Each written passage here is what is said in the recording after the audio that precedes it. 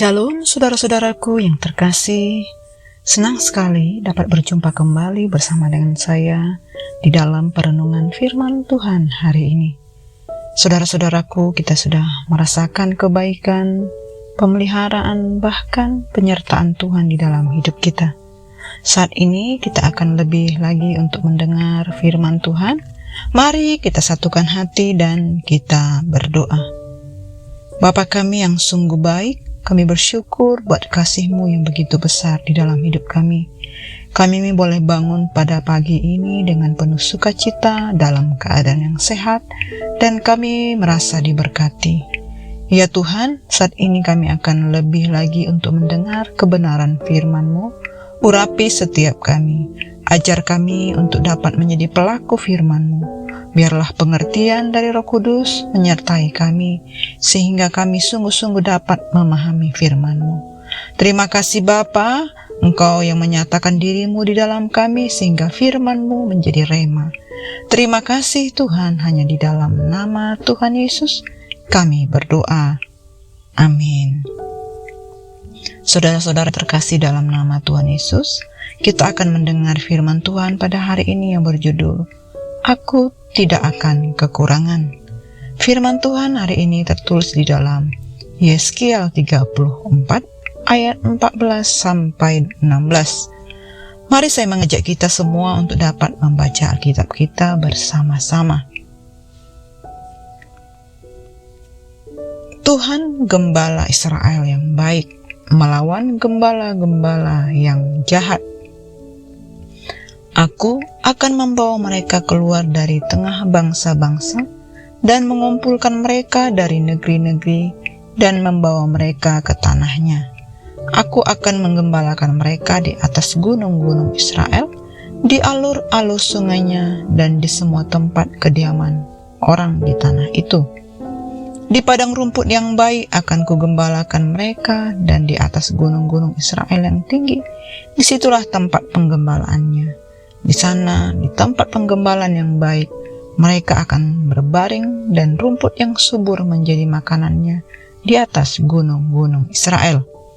Aku sendiri akan menggembalakan domba-dombaku dan aku akan membiarkan mereka berbaring. Demikianlah firman Tuhan Allah. Yang hilang akan kucari, yang tersesat akan kubawa pulang. Yang luka akan kubalut, yang sakit akan kukuatkan. Serta yang gemuk dan yang kuat akan kulindungi. Aku akan menggembalakan mereka sebagaimana seharusnya. Amin. Saudara-saudaraku yang dikasihi Tuhan, kita sudah membaca sebagian dari firman Tuhan di pasal 34. Kita boleh melihat bagaimana pada masa itu kehidupan bangsa Israel di dalam perjanjian lama. Gembala adalah pekerjaan yang mulia, meskipun dianggap hina dan tidak disukai oleh bangsa Mesir. Peran seorang gembala sangat penting dalam ritual ibadah, karena melibatkan korban bakaran berupa domba yang disembelih. Kehidupan seorang gembala adalah tugas pekerjaan yang berat. Gembala harus menjaga ternaknya dari serangan binatang buas. Sudah tentu di dalam rangka untuk menggapai tujuan. Dalam situasi yang mendukungnya, firman Tuhan menegaskan hadirnya gembala sejati akan memelihara semua dombanya. Gembala akan memperlakukan setiap domba sesuai dengan situasinya. Yang luka akan dibalut, yang sakit akan dikuatkan. Terutama juga yang tersesat akan dicari. Semua ini dilakukan Allah agar domba-dombanya mampu meraih setiap tujuan yang Tuhan kerjakan. Saudara-saudara, setiap gembala harus berjaga mencari domba yang hilang. Bahkan jika ditemukan sakit, maka gembala bertanggung jawab untuk mengobatinya. Ini adalah sebuah pekerjaan yang memerlukan dedikasi yang tinggi. Dan oleh pengalaman inilah yang membuat Daud bersyair, Tuhan adalah gembalaku, dan ia mengimani sebagaimana memperlakukan dombanya sebagai gembala, demikian juga Tuhan Allah melakukannya bagi kehidupannya. Saudara-saudaraku, Yeskiel hidup di tengah-tengah rakyat yang penuh dengan penderitaan. Di dalam situasi tersebut, ia dipanggil sebagai nabi untuk mewartakan kabar pengharapan dalam sebuah penglihatan. Pada saat itu, Raja Israel telah berlaku jahat di hadapan Tuhan, sehingga dihukum Tuhan dalam pembuangan. Mereka seumpama gembala jahat yang tidak peduli dengan keadaan domba-dombanya. Mereka menjadi gembala yang hanya peduli kepada diri sendiri. Allah akhirnya bertindak dan menyatakan diri sebagai gembala bagi umatnya Israel. Saudara-saudaraku, apakah yang dimaksud takkan kekurangan aku? Kalimat ini sering dipahami sebagai hidup orang yang percaya tanpa beban dan masalah, tanpa penderitaan dan pergumulan.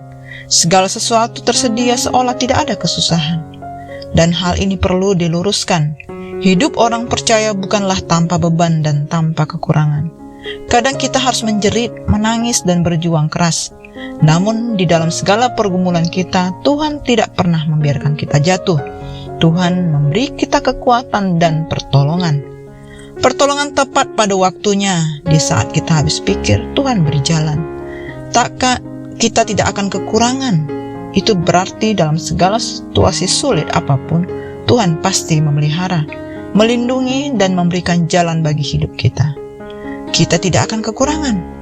Oleh sebab itu, saudara-saudaraku, ajakan bagi kita untuk tetap optimis, penuh pengharapan di dalam hidup. Tuhan senantiasa memperhatikan dan terus menuntun dan menolong kita di setiap saat. Allah berperan sebagai gembala yang memperhatikan domba-dombanya. Allah mencari yang hilang. Allah menyelamatkan, membawa pulang, mengumpulkan yang terserak, menggembalakan di padang yang berumput hijau, membalut yang terluka, menguatkan yang lemah dan tidak berdaya, melindungi dan menjaga setiap domba dengan penuh perhatian. Inilah gembala yang baik yang terus bertindak untuk menyelamatkan umatnya, meskipun mereka ataupun bangsa Israel hidup dalam pembuangan. Saudara-saudaraku yang dikasihi oleh Tuhan, Daud menyatakan bahwa Tuhan adalah gembala bagi kehidupannya. Melalui Nabi Yeskiel, Allah menyatakan diri sebagai gembala bagi Israel. Dan Tuhan Yesus menyatakan diri juga sebagai gembala yang baik. Saudara-saudara, tindakan penggembalaan yang dilakukan oleh Tuhan Yesus, yang rela memberikan hidupnya sebagai tebusan bagi manusia berdosa. Sebagai gembala yang baik, Tuhan pasti terus menggembalakan kita. Dengarlah suara Tuhan dan taatlah. Mari kita temukan Sang Gembala baik dalam kehidupan pengalaman hidup kita. Kebaikan Tuhan akan senantiasa menyertai kita. Jangan berikan ruang berputus asa.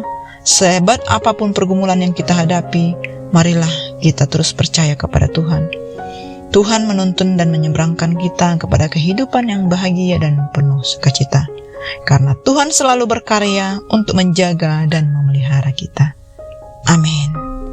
Demikianlah renungan firman hari ini, saudara-saudaraku. Kiranya Tuhan Yesus memberkati kita. Amin. Mari kita satukan hati dan berdoa. Terima kasih Bapa untuk firman Tuhan yang kami dengar. Kami percaya firman-Mu ya dan amin. Terima kasih Engkau menjadi gembala yang baik bagi kami, sehingga kami tidak akan kekurangan. Ini hidup kami serahkan sepenuhnya hanya kepada Tuhan. Jadikan kami pelaku firman-Mu. Hanya di dalam nama Tuhan Yesus kami berdoa. Amin. Selamat beraktivitas saudara-saudaraku. Tuhan Yesus memberkati.